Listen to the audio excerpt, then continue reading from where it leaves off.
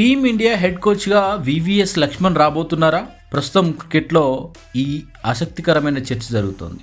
అయితే గౌతమ్ గంభీర్ను ఇప్పటికిప్పుడు తప్పించే ఆలోచన ఏది ఉన్నట్టు బీసీసీఐ సంకేతాలు కూడా ఇవ్వలేదు. కానీ లక్ష్మణ్ కోచ్గా మారితే బాగుంటుందన్న చర్చ మాత్రం సర్వత్రా నడుస్తుంది.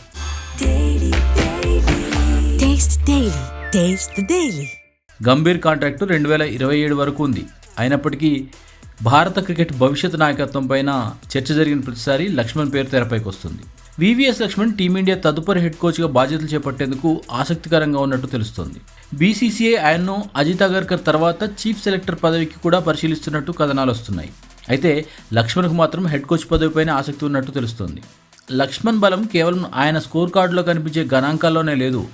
2021లో రాహుల్ ద్రావిడ్ తర్వాత బీసీసీఐ సెంటర్ ఆఫ్ ఎక్సలెన్స్లో హెడ్ ఆఫ్ క్రికెట్ బాధ్యతలు చేపట్టినప్పటి నుంచి కూడా అండర్-19 నుంచి ఇండియా ఏ వరకు భారత క్రికెట్ టాలెంట్ పాత్వేను ఆయన పర్యవేక్షిస్తున్నారు. ఇక్కడే లక్ష్మణ్కు మరో బలం కూడా ఉంది. భవిష్యత్ టీమిండియాలో కీలకంగా మారబోయే ఆటగాళ్ల బలాలు, బలహీనతలు, వారి వ్యక్తిత్వం గురించి ఆయనకు ఇప్పటికే పూర్తి అవగాహన ఉంది. అంటే కొత్తగా డ్రెస్సింగ్ రూమ్లోకి వెళ్ళి ఆటగాళ్లను అర్థం చేసుకోవాల్సిన ప్రత్యేక అవసరం ఆయనకు లేదు.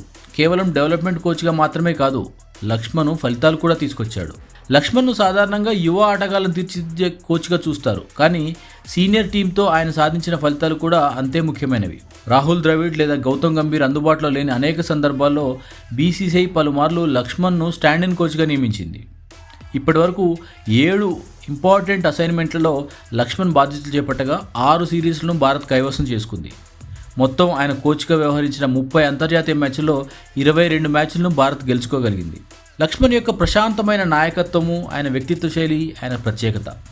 అంతేకాదు, కొత్త ప్రయోగం చేయడం మాత్రమే కాదు, ఇప్పటికీ ఉన్న వ్యవస్థను ఆయన కొనసాగిస్తున్నట్టుగా కూడా బీసీసీఐ భావిస్తుంది. ఈ నేపథ్యంలో తదుపరి కోచ్గా లక్ష్మణ్ మారడానికి అవకాశాలు మెండుగా ఉన్నాయని స్పష్టంగా అర్థమవుతుంది. గౌతమ్ గంభీర్ కాంట్రాక్టు 2027 వరకు ఉంది కాబట్టి అప్పటిదాకా బీసీసీఐ ఆ ప్రయత్నం చేయకపోవచ్చు. Taste the Daily.